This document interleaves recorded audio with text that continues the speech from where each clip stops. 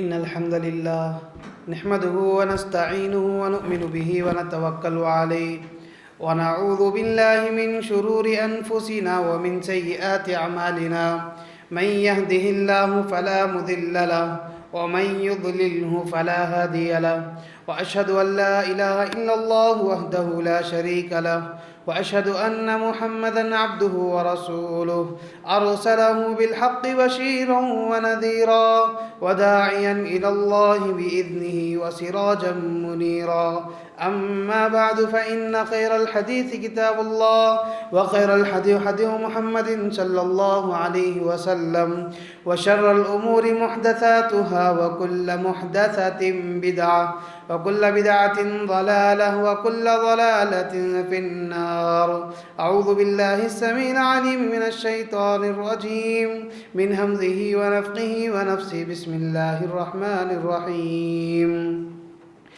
كذبت قبلهم قوم نوح وأصحاب الرس وثمود وعاد وفرعون وإخوان لوط وأصحاب الأيكة وقوم تبع كل كذب الرسل فحق وعيد أفعينا بالخلق الأول بل هم في لبس من خلق جديد.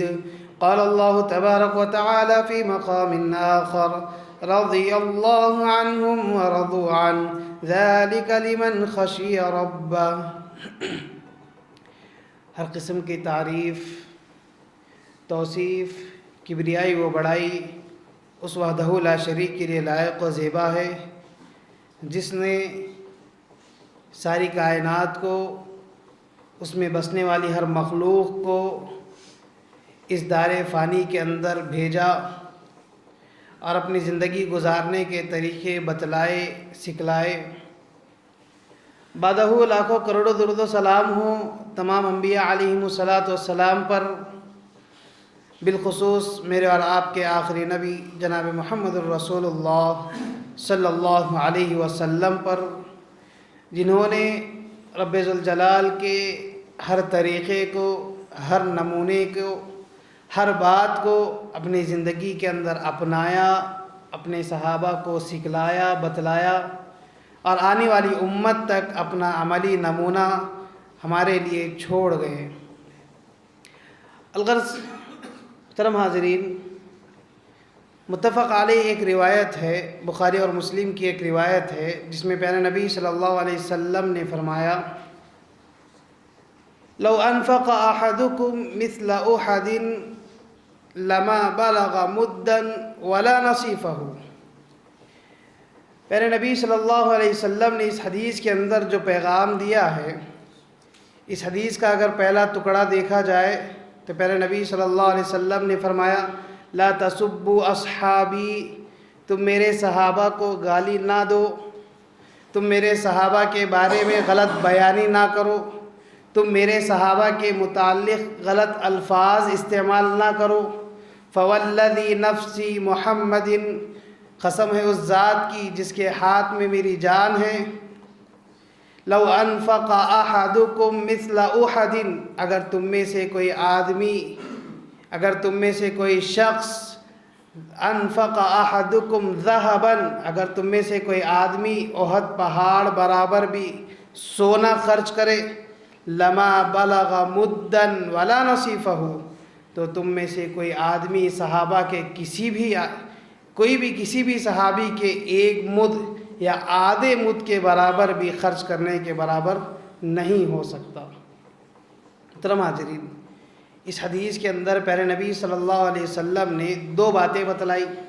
پہلی چیز پیارے نبی صلی اللہ علیہ وسلم نے بتلایا لا تسبوا اصحابی، تم میرے صحابہ کے متعلق غلط بیانی نہ کرو.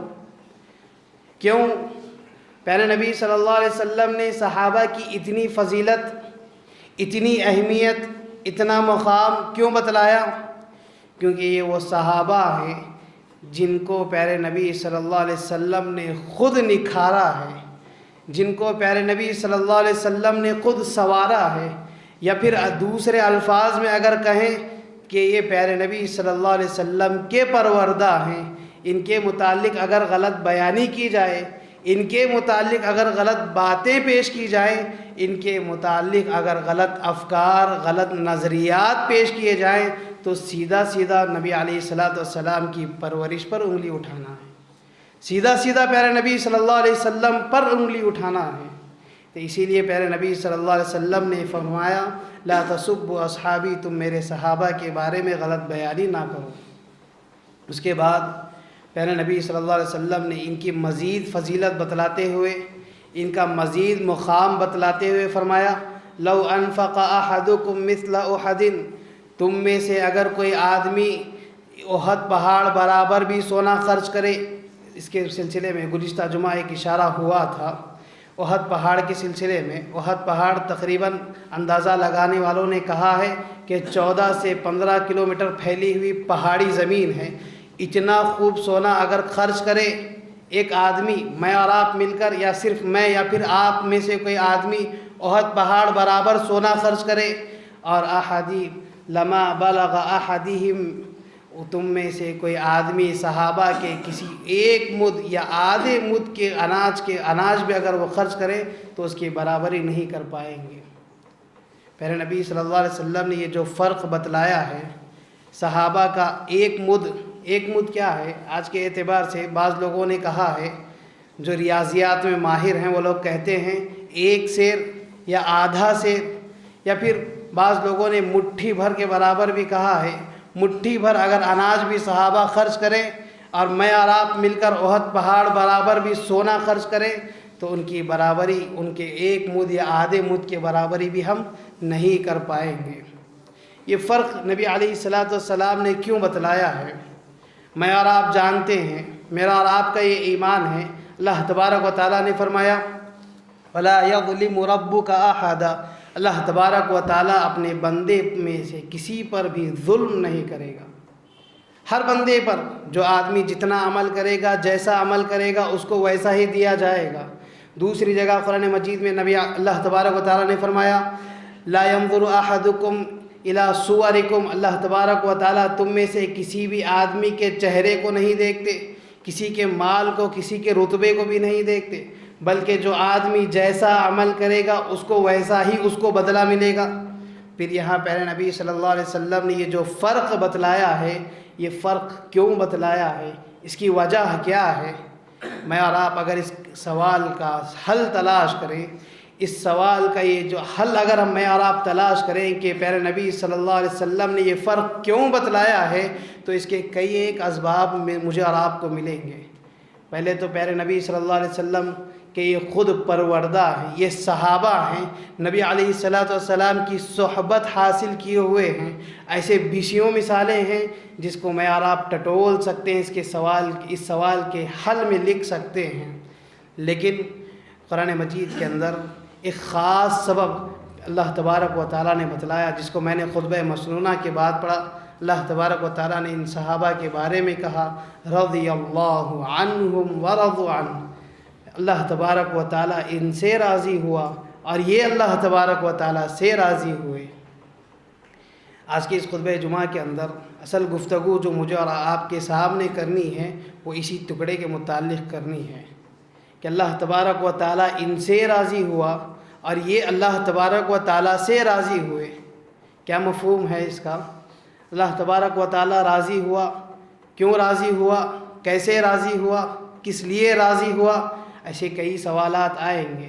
میں اور آپ اگر دیکھا جائے اپنی زندگی سے ٹٹول کر صحابہ کی زندگیوں کو سامنے رکھ کر اگر دیکھیں گے تو مجھے اور آپ کو یہ معلوم ہوگا کہ یہ وہ صحابہ ہیں جنہوں نے اللہ تبارک و تعالیٰ کی ہر چیز کو، پیارے نبی صلی اللہ علیہ وسلم کی ہر بات کو اپنی زندگی کے اندر حرزیں جا بنا لیا تھا۔ اپنی زندگی گزارنے کا ہر ایک طریقہ، ہر ایک نمونہ جو نبی علیہ الصلوۃ والسلام نے بتلایا، سکھلایا تھا، اس کو اپنایا تھا، جس کی وجہ سے اللہ تبارک و تعالیٰ ان سے راضی ہوا۔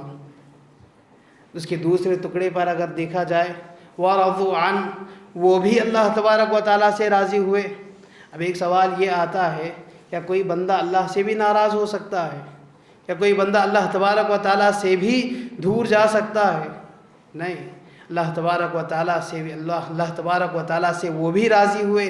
اس کا مفہوم یہ ہے کہ اللہ تبارک و تعالیٰ کی ہر بات کو ہر معاملے میں، خواہ آسانیاں ہوں یا مشکلات ہوں یا معاملاتی زندگی ہو یا زندگی کے دوسرے مسائل ہوں یا پریشانی کے عالم ہو، ہر حال میں اللہ تبارک و تعالیٰ نے جو راستہ بتلایا تھا، پیارے نبی صلی اللہ علیہ وسلم نے جو علم دیا تھا، اسی کو اپنی زندگی کے اندر اپنائے ہوئے تھے۔ اسی لیے اللہ تبارک و تعالیٰ نے کہا یہ مجھ سے راضی تھے، میں ان کے لیے نفع بھی دیتا تب بھی راضی تھے، نقصان بھی ان کے حق میں رکھتا تب بھی یہ مجھ سے راضی تھے۔ اسی لیے اللہ تبارک و تعالیٰ نے کہا وَرَضُوا عَنْ، یہ بھی اللہ تبارک و تعالیٰ سے راضی ہیں۔ امام قرطبی رحمۃ اللہ علیہ بڑے مفسر ہیں، جلیل القدر ہیں، آپ کی کئی تفسیر کی کتابیں ہیں، میں نے اور آپ نے دیکھا بھی ہوگا، جس کے اندر امام قرطبی رحمۃ اللہ علیہ نے اس آیت کی تفسیر میں ایک جملہ لکھا ہے۔ وہ فرماتے ہیں رضاعت کے دو مفہوم ہیں، دو درجے ہیں، راضی ہونا، کسی سے راضی ہونا، اس کے دو درجے ہیں، ایک ہے خاص درجہ اور ایک ہے عام درجہ۔ کسی سے راضی ہونے کا ایک خاص درجہ اور ایک ہے عام درجہ۔ عام درجہ کیا ہے؟ میں نے اور آپ نے اللہ تبارک و تعالیٰ پر ایمان لے آیا، کلمہ توحید کا اقرار کر لیا، لا الہ الا اللہ محمد الرسول اللہ، میں نے اور آپ نے اللہ تبارک و تعالیٰ پر ایمان لایا ہے اور نبی علیہ الصلاۃ والسلام کو بحیثیت نبی تسلیم کیا ہے، یہ ہے عام درجہ۔ لیکن امام قرطبی رحمۃ اللہ علیہ فرماتے ہیں کہ ایک خاص درجہ بھی ہے، ایک خاص درجہ بھی ہے رضاعت کا۔ وہ کیا ہے؟ صحابہ اس کو اپنی زندگی کے اندر اپنائے ہوئے تھے، اسی لیے نبی علیہ الصلاۃ والسلام نے یہ عمل کے اندر یہ فرق بتلایا ہے۔ خاص درجہ کیا ہے؟ زندگی کے اندر ہر معاملے میں زندگی کے اپنی نبی علیہ الصلاۃ والسلام کی ہر بات کو اپنائے ہوئے تھے، اللہ تبارک و تعالیٰ کی ہر چیز کو اپنائے ہوئے تھے، شریعت اسلامیہ کی ہر بات کو اپنائے ہوئے تھے۔ اسی لیے اللہ تبارک پیارے نبی صلی اللہ علیہ وسلم نے فرمایا ذاق طعم الایمان، اس آدمی کو ایمان کا مزہ مل جاتا ہے، اس آدمی کو ایمان کی حلاوت نصیب ہوتی ہے جو من رضی باللہ ربا، جو رب کو رب کی حیثیت سے تسلیم کرے، وبالاسلام دینا، اور دین اسلام کو بحیثیت اسلام تسلیم کر لے، وبمحمد النبی، اور نبی علیہ الصلاۃ والسلام کو بحیثیت نبی تسلیم کر لے، اس آدمی کو ایمان کی حلاوت نصیب ہوتی ہے۔ صحابہ کو یہی حلاوت، یہی مٹھاس ان کو نصیب ہوا تھا۔ میں اور آپ اپنی زندگی کے اندر دیکھیں کتنے میرے اور آپ کی زندگی کے معاملات ہیں جہاں پر میں اور آپ اللہ تبارک و تعالیٰ کے معاملے میں کوتاہی کرتے ہیں۔ تھوڑا بہت نقصان ہوا، پریشان ہو گئے، تھوڑا بہت بیماری نے گھر کر لیا، آدمی پریشان ہو گیا، تھوڑا بہت اللہ تبارک و تعالیٰ نے مسائل میں ڈال دیا، آدمی اللہ تبارک و تعالیٰ کے معاملے میں تانے کسنا شروع کر دیتا ہے۔ اللہ مجھے ہی کیوں آزماتا ہے؟ اللہ میری ہی زندگی کے اندر مسائل کیوں ڈالے ہیں؟ اللہ میری ہی زندگی کے اندر مجھے اولاد کیوں نہیں دی ہے؟ جبکہ میں نمازوں کا پابند ہوں، صوم و صلات کا پابند ہوں، صدقہ و خیرات بھی کرتا ہوں، پھر بھی اللہ تبارک و تعالیٰ مجھے ہی آزماتا ہے۔ ایسے کئی الفاظ مجھ سے اور آپ سے نادانستہ طور پر کبھی نکل جاتے ہیں، لیکن صحابہ ایسے نہیں تھے۔ صحابہ ایسے نہیں تھے، اپنی زندگی کے اندر ہر معاملے میں ہر نبی علیہ الصلاۃ والسلام کی ہر بات کو، اللہ تبارک و تعالیٰ کی ہر بتلائی ہوئی بات کو اپنی زندگی کے اندر اپنائے ہوئے تھے۔ اگر اللہ نقصان دیتا تب بھی یہ کہتے کہ یہ اللہ کی جانب سے میں اس پر راضی ہوں، اگر نفع ہوتا تب بھی یہ کہتے یہ اللہ کی جانب سے میں اس پر راضی ہوں۔ ایک مثال آپ کو دیتا چلوں، عمران بن حسین رضی اللہ عنہ بڑے جلیل القدر صحابی، مفسرین نے لکھا ہے ان کے متعلق کہ یہ ایسے جلیل القدر صحابی تھے جن کو فرشتوں کا سلام سنائی دیتا تھا۔ سبحان اللہ، اتنے بڑے جلیل القدر صحابی، لیکن آپ کی زندگی کی آزمائش بھی اتنی بڑی تھی۔ آپ ابھی آئین جوانی کی عمر میں پہنچے تھے کہ آپ کو فٹس کی بیماری لاحق ہوئی، آپ کو فٹس کی مرغی کا دورہ لاحق ہوا، جس کے وجہ سے آپ ہمیشہ کے لیے تقریباً بعض مفسرین نے لکھا ہے 30 سال تک، بعض مفسرین نے لکھا ہے تقریباً 40 سال تک آپ بستر پر ہو گئے، بستر کے ہو گئے، ہمیشہ 30 سال تک آپ بستر پر ہی لیٹے رہے، یہاں تک کہ لکھا ہے لکھنے والوں نے کہ آپ قضائے حاجت بھی اپنے اسی بستر پر ہی کر لیا کرتے تھے۔ اتنی بڑی آزمائش، ایک آدمی چاہتا ہے کہ اپنی آئین جوانی کی عمر میں بھاگ دوڑ کرے، کمائے، کھلائے، پیے، عیش کرے، زندگی کے لطف اٹھائے، لیکن ایسے عین جوانی پر ایسے جلیل القدر صحابی کو اتنی بڑی بیماری لاحق ہوئی کہ آپ بستر کے ہو گئے، تو ایسی حالت میں بعض اپنے رشتہ دار دوست و احباب آپ کی عیادت کے لیے آتے تھے، آپ کی عیادت کے لیے آتے اور بیٹھ کر بعض دوست و احباب کے آنکھوں سے آنسو جاری ہو جاتے، وہ دیکھ کر فرماتے عمران بن حسین اے اللہ کے بندے روتے کیوں ہو، روتے کیوں ہو، کیا معاملہ ہے؟ وہ فرماتے ہیں کہ آپ کی یہ بے بسی، یہ بے کسی ہم سے دیکھی نہیں جا رہی، یہ آپ کی یہ بے بسی، یہ آپ کی یہ بیماری ہم سے دیکھی نہیں جاتی۔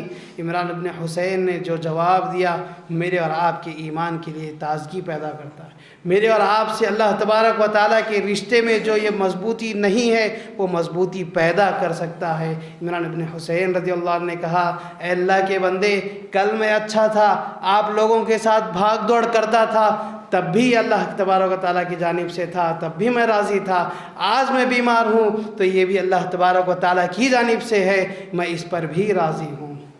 سبحان اللہ، اتنا پیارا جواب عمران ابن حسین رضی اللہ عنہ نے دیا کہ میرے اور آپ کی زندگی کے اندر مجھے اور آپ کو ایسے صحابہ سے عبرت حاصل کرنا۔ لیکن میرے اور آپ کے اندر زندگی کے اندر 2 4 6 مسائل ایسے ہیں جس میں اور آپ پریشان کبھی ہو جاتے ہیں۔ اللہ تبارک و تعالیٰ آزمائش دیتا ہے، کبھی کاروبار میں نقصان ہوا، کبھی گھر کے اندر اولاد گر گئی، مار پڑ گا، یا پھر کسی کو اللہ تبارک و تعالیٰ نے اولاد سے نہیں نوازا ہے، یا پھر اس کے دوسرے جو بھی مسائل ہیں، ایسے جب بھی مسائل آتے ہیں میں اور آپ پریشان ہو جاتے ہیں اور اللہ تبارک و تعالیٰ سے اپنے ایمان میں کمی کر لیتے ہیں۔ اللہ تبارک و تعالیٰ سے جو تعلق میرا اور آپ کا ہے اس میں میں اور آپ کمی کر لیتے ہیں۔ لیکن صحابہ ایسے نہیں تھے، ہر حال میں اللہ تبارک و تعالیٰ سے محبت کرتے تھے، ہر حال میں اللہ تبارک و تعالیٰ کی دی ہوئی ہر بات کو اپناتے تھے، ہر چیز سے اللہ تبارک و تعالیٰ جو بھی دی ہے اس کو راضی برضا، خوشی و خوشی اس کو تسلیم کرتے تھے۔ یہ تو معاملہ ہوا اللہ تبارک و تعالیٰ سے راضی ہونے کے سلسلے میں۔ آئیے مزید آگے چلتے ہوئے پیارے نبی صلی اللہ علیہ وسلم کو اپنانا۔ من رضی باللہ ربا وبالاسلام دینا وبمحمد نبیہ، نبی علیہ الصلاۃ والسلام کو بحیثیت نبی تسلیم کرنا، اس کا کیا مفہوم ہے؟ میں اور آپ اپنی زندگی کے اندر کلمہ توحید کا اقرار کر لیے ہیں، بحیثیت نبی علیہ الصلاۃ والسلام کو نبی تسلیم کر لیے ہیں، لیکن پیارے نبی صلی اللہ علیہ وسلم کی ہر بات مجھے اور آپ کو پسند نہیں ہے، پیارے نبی صلی اللہ علیہ وسلم کا ہر قول مجھے اور آپ کو پسند نہیں ہے۔ کیوں؟ وقتی طور پر اگر کوئی قول مجھے اور آپ کو تصادم والا معاملہ مل جائے تو میں اور آپ کہتے ہیں بھئی یہ بات تو ٹھیک ہے، اس زمانے کے اعتبار سے اچھی تھی، لیکن آج کی سائنٹیفک اس زمانے کے اندر یہ چیز اس سے زیادہ بہتر نظر آتی ہے۔ کیوں؟ میرے اور آپ کی حیثیت کیا ہے؟ میرا اور آپ کا مقام کیا ہے؟ میرے اور آپ کے قول کی اہمیت کیا ہے؟ پیارے نبی صلی اللہ علیہ وسلم سے بڑھ کر ہے؟ نہیں، پیارے نبی صلی اللہ علیہ وسلم کی ہر بات کو اپنی زندگی کے اندر اپنانا، پیارے نبی صلی اللہ علیہ وسلم کے ہر قول کو جو صحیح سند سے مجھے اور آپ کو ملے اس کو اپنانا، یہ میرے اور آپ کی زندگی کے اندر یہ عام درجے سے لے جا کر خاص درجے کے اندر پہنچاتا ہے۔ مجھے اور آپ کو اسی کی کوشش کرنی ہے، اسی کا مجھے اور آپ کو ہمیشہ یہ کوشش کرنی ہے کہ میں اور آپ ایمان کی حلاوت محسوس تبھی کر سکتے ہیں جب میں اور آپ اللہ تبارک و تعالیٰ کی ہر بات کو، پیارے نبی صلی اللہ علیہ وسلم کی ہر بات کو اپنائیں۔ ایک مثال آپ کو دیتا چلوں۔ ایک مرتبہ پیارے نبی بڑی معروف روایت ہے، میں اور آپ اکثر سنتے ہیں اس کو۔ پیارے نبی صلی اللہ علیہ وسلم ایک مرتبہ خطبہ دے رہے تھے، جمعہ کا خطبہ دے رہے تھے کہ ایک آدمی مسجد میں کھڑا ہوا تھا، ایک صحابی مسجد میں کھڑے ہوئے تھے اور ایک دوسرے صحابی مسجد میں ابھی داخل ہو رہے تھے، ایک پاؤں دہلیز کے اندر تھا اور ایک دوسرا پاؤں دہلیز کے باہر تھا۔ پیارے نبی صلی اللہ علیہ وسلم نے جو آدمی مسجد میں کھڑا ہوا تھا اس سے مخاطب ہو کر کہتے ہیں اللہ کے بندے بیٹھ جاؤ، اللہ کے بندے بیٹھ جاؤ۔ فوراً جو صحابی جو ابھی مسجد میں داخل ہو رہے تھے انہوں نے فوراً سمجھا کہ پیارے نبی صلی اللہ علیہ وسلم مجھ ہی سے مخاطب ہیں، فوراً وہیں اسی دہلیز پر بیٹھ گئے۔ انہوں نے اتنا بھی انتظار نہیں کیا کہ میں دیکھ لوں کہ پیارے نبی کس سے مخاطب ہیں، پیارے نبی صلی اللہ علیہ وسلم آخر کس کو یہ بات کہہ رہے ہیں، انہوں نے اتنا بھی انتظار نہیں کیا۔ لیکن میری اور آپ کی زندگی کے اندر جب بھی میں اور آپ کوئی گفتگو سنتے ہیں یا پھر کوئی بھی حدیث سنتے ہیں تو میرا اور آپ کا یہ معاملہ ہے کہ ہم نبی علیہ الصلاۃ والسلام کی ہر بات کو پشے پشت ڈال دیتے ہیں، چھوڑ دیتے ہیں، لائٹ لے لیتے ہیں۔ کیوں؟ کیونکہ میرے اور آپ کی زندگی کے اندر ہم نے تو ایمان قبول کر لیا ہے، کلمہ توحید کا اقرار کر لیا ہے، معاملہ ختم ہے، اللہ تبارک و تعالیٰ مجھے اور آپ کو ہمیشہ جنت میں داخل کر لے گا۔ یہ میرا اور آپ کا ایمان ایسا ہوا ہے۔ اسی لیے پیارے نبی صلی اللہ علیہ وسلم نے میرے اور آپ کے اور صحابہ کے عمل کے اندر یہ فرق بتلایا ہے۔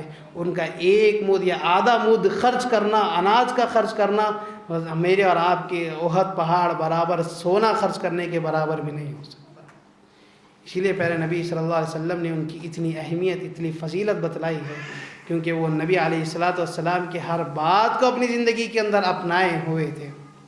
علامہ احسان اللہ ظہیر پیارے نبی صلی اللہ علیہ وسلم کی اطاعت کیسے کی جائے، اس پر ایک بڑا پیارا واقعہ وہ اپنی تقریروں میں بیان کرتے تھے۔ وہ فرماتے تھے کہ نبی علیہ الصلاۃ والسلام کی اطاعت کیسی ہو، اس مفہوم کو واضح کرنے کے لیے ایک مثال دیا کرتے تھے۔ مثال اگرچہ کہ بازارو قسم کی ہے، لیکن بڑا عبرتی معنی مجھے اور آپ کو دیتی ہے۔ علامہ احسان اللہ ظہیر فرماتے تھے کہ ایک نوجوان لڑکا تھا، کسی عورت کا، کسی بچی کا دیوانہ ہو گیا، کسی عورت کا دیوانہ ہو گیا، اس کے حسن کا دیوانہ ہو گیا اور اس کے پیچھے پیچھے چلنے لگا۔ تنگ آ کر اس عورت نے اس بچے سے کہا، اے اللہ کے بندے، تم میرا پیچھا کیوں کرتے ہو؟ اس بندے نے کہا، میں آپ سے محبت کرتا ہوں۔ اس عورت نے کہا، اگر تم میری خوبصورتی، میرے جمال کی وجہ سے تم مجھ سے محبت کرتے ہو تو میں تمہیں یہ بتلاؤں کہ میری ایک بہن ہے جو مجھ سے بھی زیادہ خوبصورت ہے، تم ایسا کیوں نہیں کرتے کہ تم مجھ سے محبت کر لو، مجھے چھوڑ دو۔ فوراً وہ آدمی آپے سے باہر ہو کر اس سے پوچھتا ہے، اے خاتون بتاؤ بچی کون ہے، کہاں ہے وہ، تیری بہن کہاں ہے؟ فوراً وہ عورت اس بچے کو تھپڑ لگاتی ہے اور کہتی ہے، اگر تم مجھ سے محبت کرتا تو میری اس بہن کے بارے میں نہ پوچھتا، اگر تم مجھ سے سچی محبت کرتا تو میری اس بہن کے بارے میں نہ پوچھتا۔ یہ واقعہ بتلا کر علامہ احسان اللہ ظہیر یہ پیغام دیا کرتے تھے کہ اگر زندگی کے اندر ایک نبی کو جب تم اپنائے ہو تو اس کو اپنی زندگی کے اندر بحیثیت نبی ہر معاملے میں اپناؤ، ہر معاملے میں اس کی اطاعت کرو، ہر معاملے میں نبی علیہ الصلاۃ والسلام کے ہر قول کو اپناؤ، خواہ وہ پیغام تمہیں سمجھ میں آتا ہو، وہ قول تمہارے سمجھ کے اندر آتا ہو یا نہ بھی آتا ہو، ہر حال میں اس قول کو اپناؤ اور اپنی زندگی کے اندر اس کو اپنا حرز جا بنا دو۔ پیارے نبی صلی اللہ علیہ وسلم سے یہ رضاعت کا یہ خاص درجہ ہے اسی وقت حاصل ہوگا جب میں اور آپ نبی علیہ الصلاۃ والسلام کو بحیثیت نبی تسلیم کر لیں۔ تیسری چیز پیارے نبی صلی اللہ علیہ وسلم جو بتلایا، من رضی باللہ ربا وبالاسلام دینا، دین اسلام کو بحیثیت دین تسلیم کرنا۔ میں نے اور آپ نے یہ سمجھ لیا ہے کہ میں مسلمان ہوں تو مطلب یہ ہے کہ میں نے دین کو تسلیم کر لیا ہے، اب زندگی کے اندر کوئی بھی کام کر لوں، فرق کیے بغیر حلال ہے کہ حرام ہے اس کا فرق کیے بغیر اپنی زندگی کے اندر کوئی بھی کام کر لوں، کوئی فرق پڑنے والا نہیں ہے، میرے اور آپ کے ایمان میں کوئی ایک نقص ہونے والا نہیں ہے، ایسا معاملہ نہیں ہے۔ بلکہ پیارے نبی صلی اللہ علیہ وسلم نے یا پھر اللہ تبارک و تعالیٰ نے اس دین کی ایک خصوصیت یہ رکھی ہے، اس دین کے اندر اگر کوئی بندہ اگر حلاوت محسوس کرنا چاہتا ہے تو اسی لیے اللہ تبارک و تعالیٰ نے اس دین اسلام کے اندر بعض چیزوں کو حلال بھی رکھا ہے اور بعض چیزوں کو حرام بھی رکھا ہے۔ یہی اس اسلام کی ایک خوبی ہے، دین اسلام کی ایک خوبی ہے کہ جس کے اندر اللہ تبارک و تعالیٰ نے بعض چیزوں کو حلال رکھا ہے۔ اب میں اور آپ کرتے کیا ہے، جو حلال ہے اس کو اپنائے بغیر حرام کو حلال کے درجے میں لے آنے کی کوشش کرتے ہیں اور حرام کو حلال کے درجے میں لے آنے کی کوشش کرتے ہیں۔ کیونکہ میں نے اور آپ نے تو محض صرف اسلام قبول کیا، ہم مسلمان ہیں، دین اسلام کی ہر بات مجھے اور آپ کو پسند نہیں ہے۔ ایک دو چار مثالیں آپ کے سامنے دے دوں۔ پردے کا معاملہ ہے خواتین کا، میرے اور آپ کی زندگی کے اندر ہم دیکھتے ہیں کہ گھر کے اندر جب تک ماں بہن جب تک ہوتے ہیں تو ابو کے ڈر سے یا شوہر کے ڈر سے یا بھائی کے ڈر سے پردہ کر لیتی ہے۔ جیسے ہی کالج گئی یا پھر باہر نکل گئی یا پھر بستی محلوں کے ڈر سے کہیں میرے بارے میں غلط کمنٹس نہ کر دیں، پردہ کر لیتی ہے۔ لیکن جیسے ہی باہر محلے کے آ گئی یا محلے سے تھوڑا دور چلے گئی، کالج کے اندر آ گئی، پردہ اتر جاتا ہے۔ کیوں؟ کیونکہ میں نے اور آپ نے اپنی زندگی کے اندر بحیثیت اسلام ہر چیز کو قبول نہیں کیا، بحیثیت دین ہر چیز کو میں نے اور آپ نے تسلیم نہیں کیا۔ اگر کرا ہوتا تو میرے اور آپ کی زندگی کے اندر ہر حال میں جہاں بھی ہو، گھر کے اندر ہو یا گھر کے باہر ہو، ہر حال میں ہم پردے کو اپناتے تھے۔ ایک مرتبہ پیارے نبی صلی اللہ علیہ وسلم کے پاس ایک خاتون آئی، ایک خاتون آئی پیارے نبی صلی اللہ علیہ وسلم کے پاس اور کہنے لگی اے اللہ کے رسول صلی اللہ علیہ وسلم مجھے مرغی کا دورہ پڑتا ہے، مجھے فٹس کی بیماری لاحق ہوتی ہے، میرے لیے اتنی دعا کر دیجئے کہ یہ بیماری مجھ سے ختم ہو جائے۔ پیارے نبی صلی اللہ علیہ وسلم اس عورت سے، اس خاتون سے مخاطب ہو کر کہتے ہیں ان شئتی دعوتی لک، ان شئتی دعوتی لک، اگر تو چاہتی ہے کہ میں تیرے لیے دعا کروں تو میں تیرے لیے حق میں دعا کر دوں گا، یہ بیماری ختم بھی ہو جائے گی، لیکن اگر تو چاہے تو اس پر صبر کر لے، تیرے لیے بہترین اجر ملے گا۔ وہ خاتون کہتی ہے اے اللہ کے رسول صلی اللہ علیہ وسلم میں اس کو تسلیم کرتی ہوں، اس بیماری پر صبر کروں گی، لیکن بس اتنی سی دعا کر لیجئے جب بھی یہ بیماری آئے تو مجھے، جب بھی یہ بیماری آتی ہے تو مجھ سے پردہ ہٹ جاتا ہے، پردہ زائل ہو جاتا ہے، اتنی دعا کر دیجئے کہ جب بھی یہ بیماری آئے مجھ سے میرے پردہ نہ ہٹنے پائے، مجھ سے پردہ نہ زائل ہو جائے۔ سبحان اللہ۔ ایسی حالت میں اور آپ جانتے ہیں اصل نا بے ساختہ حالات جب بھی آتے ہیں، اس وقت اگر کوئی نا بے ساختہ معاملہ ہو بھی جائے، شریعت اسلامیہ نے اجازت دیتی ہے کہ پردہ ہٹ بھی جائے تو کوئی حرج نہیں ہے، لیکن وہ خاتون، وہ صحابیہ پیارے نبی صلی اللہ علیہ وسلم کے سامنے یہ کہتی ہیں اے اللہ کے رسول اتنی دعا کر دیجئے کہ اس بیماری میں مجھ سے پردہ نہ ہٹ نہیں پائے۔ کیوں؟ یہ ایمان کیسے آیا؟ کیونکہ یہ پیارے نبی صلی اللہ علیہ وسلم کی ہر بات کو اپناتے تھے، دین اسلام کی ہر چیز کو اپنی زندگی کے اندر اپنایا ہوا تھا، ہر حال میں یہ وہ سمجھتے تھے کہ پردہ ہم پر لازم ہے، یہ ہمارے لیے مفید ہے تو ہمیں اپنانا ہے، خواہ وہ حالات کیسے بھی ہوں، نفع بخش حالات ہوں یا نقصان والے حالات ہوں، ہر حال میں اس کو اپنانا ہے۔ انہوں نے یہ ایمان میں مکمل اپنی زندگی کے اندر اپنایا ہوا تھا۔ میں اور آپ دیکھیں اپنی زندگی کے اندر ایسے کتنے مسائل ہیں جہاں پر میرا اور آپ کا ایمان ڈگمگا جاتا ہے، ایسے کتنے مسائل ہیں، اگر مثالیں دیکھتے جائیں تو بے شمار مثالیں ہیں۔ سب سے ایک اہم مثال جو بڑی میرے اور آپ کی زندگی کے اندر بہت بڑا مسئلہ ہے، میراث کا معاملہ ہے۔ شریعت اسلامیہ کے اندر جو حدود متعین کیے ہیں میراث کے سلسلے میں، مجھے اور آپ کو وہ تسلیم نہیں ہے۔ کیوں؟